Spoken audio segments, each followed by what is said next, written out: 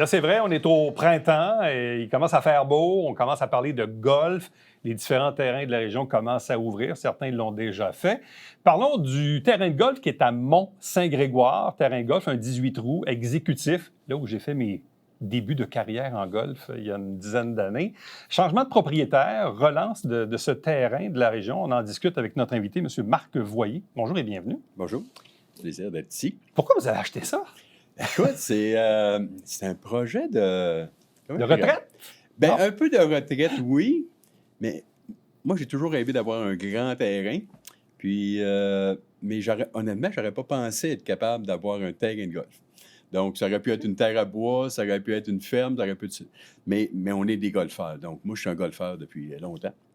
Et ce terrain-là a été mis en vente il y a 3 ans environ. Je l'ai manqué par une semaine. OK?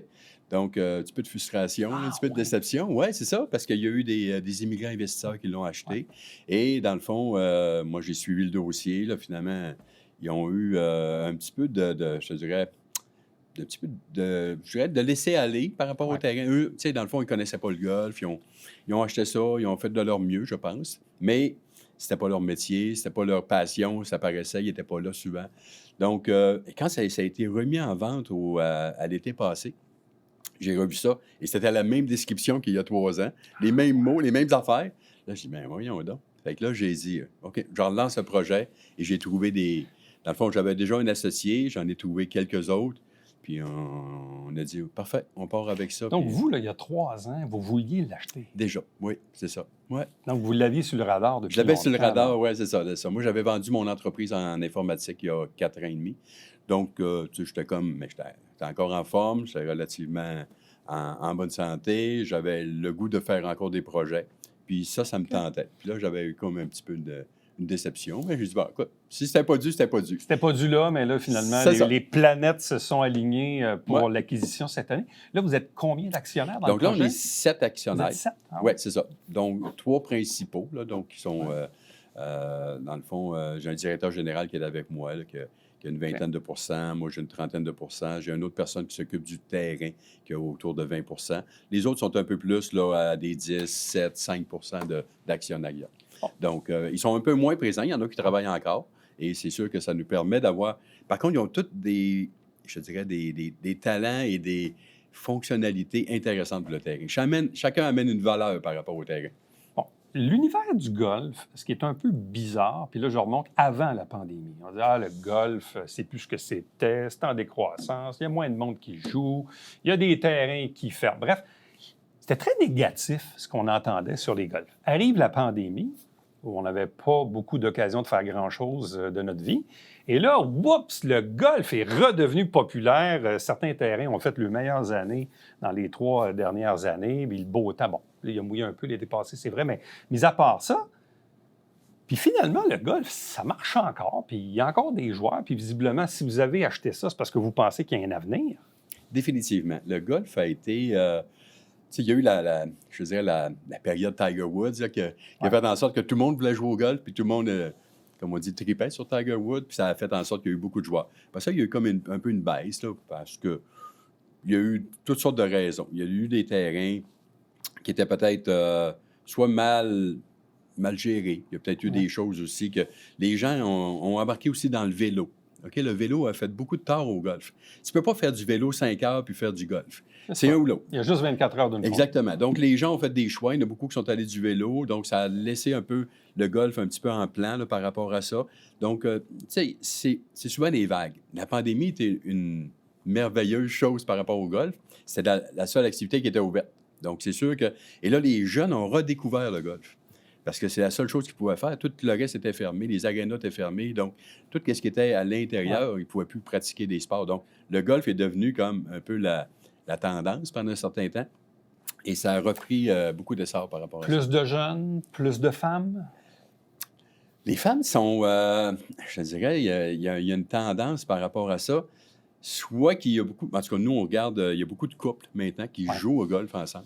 Ça, on voyait ça moins. Tu sais, le gars partait pour la journée, puis il revenait après ça. Comme on dit, ça devient une activité de couple. Maintenant, c'est une activité de couple. Nous, on a signé là, dernièrement, encore cette semaine, plein de couples Puis la dame avait presque jamais joué. Son mari l'a initiée, puis elle continue, puis elle embarque là-dedans. On a des ligues aussi quand on a une ligue qui ont 250 joueurs, et la moitié des joueuses, c'est des femmes. Tu sais. Fait que ça veut dire que les femmes aiment ça, c'est très sociable, le golf. Donc, les gens se font comme un peu des petits groupes, des amis, ils mettent un capitaine par rapport à ça. Ouais. Et c'est une belle activité. On est dehors, on marche, on est en santé. Tu sais, ça a une petite valeur aussi là, écologique. On est dans le bois, puis c'est fort. Bon, vous avez dit tantôt, monsieur vient initier madame, parce qu'en même temps, on l'a dit tantôt en introduction, moi, j'ai fait mes débuts chez vous, à Saint-Grégoire, parce que c'est un 18 trous, mais en même temps, c'est un terrain exécutif, donc des par 3, des par 4, en gros. Donc, c'est des fois un peu moins impressionnant, parce que, tu sais, quand tu commences à jouer au golf, moi, j'ai commencé à 40 ans, c'est sûr que si tu te ramasses sur un par 5, là, tu fais comme... De 500 verges. C'est un peu impressionnant. Puis là, surtout quand tu tapes la balle, quand tu tapes, parce que des fois, tu passes dans le beurre, là, tu dis, hé là, ça va prendre une éternité. Le monde en arrière ne seront pas contents, ils vont stresser. Bref. Donc, ce genre de terrain-là a son utilité dans le monde du golf. Définitivement, et il y a très peu de terrains exécutifs. Il n'y en a pas beaucoup. Il y en a un à Saint-Simon, il y a à Rougemont, mais c'est seulement un 15 trous. Ouais. L'Express a fait quelques trous, mais c'est trop petit. Là. C'est comme un petit... C'est même pas un exécutif. Là. C'est plus un terrain de pratique avec des trous à 50 verges. Un terrain exécutif comme nous, c'est 9 par 3, 9 par 4. Ouais. Le plus long est 360 verges pour un par 4. La plupart, la moyenne, je te dirais, c'est entre 180 et 220. Donc, la plupart des trous, là, évidemment, on a des trous à 100, 110, 120 verges pour les par 3. Beaucoup les jeunes aiment ça parce que, justement, de 5 à 15 ans, c'est une clientèle intéressante parce qu'ils apprennent. Les gens de 50 ans et plus parce qu'ils disent « je ne veux plus travailler ». Comme on dit, frapper des balles dans un terrain, là, ce que ça me prend, entre autres, 4h30, 5 heures, et avoir des par 5, je me décourage parce que je frappe, mettons, 125, 150 verges, puis ça me prend beaucoup de coups pour me rendre autre. Donc, c'est un terrain familial, c'est un terrain qui est plus abordable. C'est un terrain il y a le prix aussi. Oui, c'est ça, c'est plus abordable. Et c'est un terrain qui est, je vous dirais, dans une catégorie. Tu sais, c'est sûr qu'un très, très gros joueur de golf ne viendra peut-être pas souvent à ce terrain-là. Parce qu'il va dire, ben, écoute, moi, je joue, mettons, 70 games par année, ma moyenne est 78. C'est peut-être pas un terrain qui va avoir autant de plaisir, même si les greens sont plus petits, c'est plus difficile. Mais à cause de la distance, il va dire, ouais, c'est bon.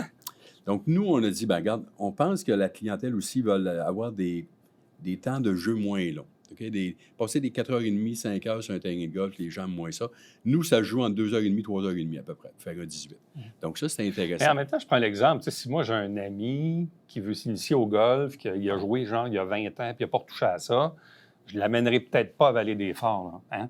Je vais peut-être l'amener chez vous. Peut-être que moi, je suis plus expérimenté, mais la personne qui m'accompagne l'est moins. C'est ça. Donc, le fait d'aller chez vous, ça vient combler ce besoin-là. Définitivement. Ce qui manquait aussi, honnêtement, au terrain, il manquait un peu d'amour. Là, donc, mais ça, c'était mon autre question. Parce que moi, le terrain, je l'ai vu évoluer. J'ai vu des belles années, j'ai vu des pas belles années. Ouais. J'étais retourné, justement, dans les 2-3 dernières années, c'était so-so. Là, il y a de l'air de quoi, le terrain? Quand vous l'avez pris, vous, il y avait l'air de quoi? Là? Écoute, honnêtement, la structure du terrain est bonne. Les allées, c'est correct. Les arbres sont matures. Les trous sont quand même bien dessinés, c'est correct. Mais il manquait d'entretien pour les gazons, les greens manquaient un peu d'entretien, les départs. Un golfeur, lui, ce qu'il veut, c'est que quand il met sa balle pour le départ, c'est correct. Les allées, ils veulent qu'il n'y ait pas trop de gazon trop haut pour ne pas perdre une balle dans... Parce que tu décales, comme on dit, ta balle était un peu décalée de l'allée, puis tu perds ta balle sur le bord, c'est fatigant. Les greens, il faut que ça roule correctement. C'est des choses de base. Fait que nous, c'est sûr qu'on remet beaucoup de temps et d'investissement par rapport au terrain. Mais on en met autant sur le terrain qu'on en met à l'intérieur également. Là, je ne sais pas si vous avez entendu, on est en train de faire un driving range, ce qu'elle n'avait pas, OK? Puis on pense que justement... Mais ça manque, parce que dans le cas d'un terrain exécutif, le driving range il est encore plus important que sur un gros terrain. C'est ce que je crois aussi, oui. Donc, exactement. Donc là, nous, on a dit, ça prend un driving range. Donc, on a fait la conversion, on est en train de faire la conversion. Donc, exemple, le trou numéro 1, on change un peu l'allée. On va faire donc un driving range à peu près 200 verges avec des filets tout le tour. Ouais. Donc, ça va donner... Puis on va faire des comme on dit, des cibles à 25, 50, 75 verges, 100 verges, 125 verges. On va essayer de faire de quoi d'un peu original là, par rapport à un driving range un peu traditionnel, que c'est un grand champ. On va essayer de mettre des cibles, des choses comme ça. Et au niveau du clubhouse? Ben, c'est ça. Donc, le clubhouse, écoute, on a fait plus de choses, d'améliorations en un mois. Nous, on a donc notarié le 22 mars. On est le 22 avril. On a fait plus de travaux, autant à l'intérieur à l'extérieur, en un mois que dans les 10 dernières années, pour te donner une idée, et en investissement également. Donc, on a refait un peu la cuisine. On a refait complètement les salles de bain. On a refait beaucoup l'entrée, le pro shop, dans le fond, les corridors. On a changé le décor. On est en train de faire la peinture partout. On change les tapis. Il y a une très belle terrasse, par contre. Donc, on va la bonifier. Très belle terrasse. Très Exactement. C'est ça. Donc, on a un plan, là, pour dans le fond, cette année-ci et l'année prochaine, on va avoir des travaux qu'on va continuer à faire. Donc, exemple, on veut déplacer le bar, le restaurant pour le mettre plus proche de la terrasse. Donc, le plan de match, la structure et le plan d'affaires a été monté en fonction de ça.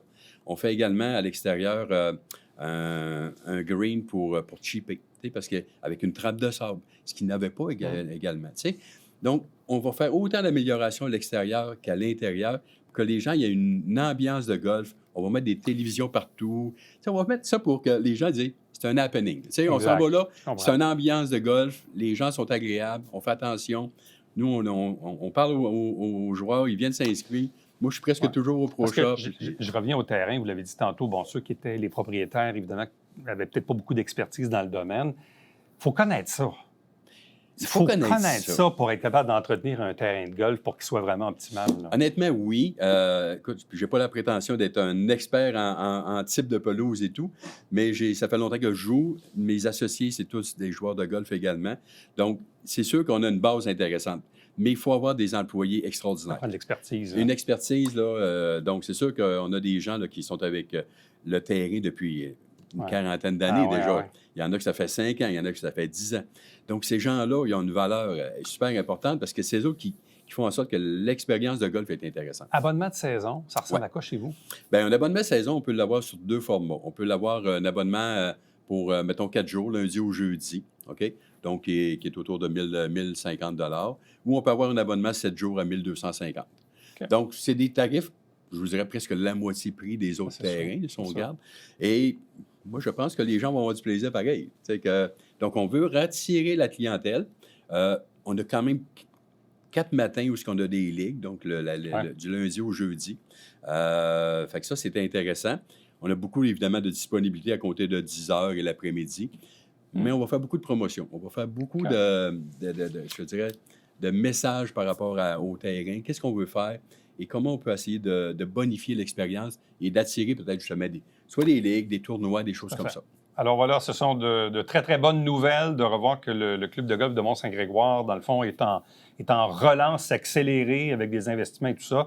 Je pense que le message est très, très, très porteur. Moi, ça fait quelques années que je ne suis pas retourné, donc visiblement, on va les refaire un tour. Merci beaucoup. Bien, vous êtes les bienvenus, vous êtes les bienvenus, donc vous allez apprécier, je pense, l'aventure. Merci. Restez avec nous, on vous revient après ceci.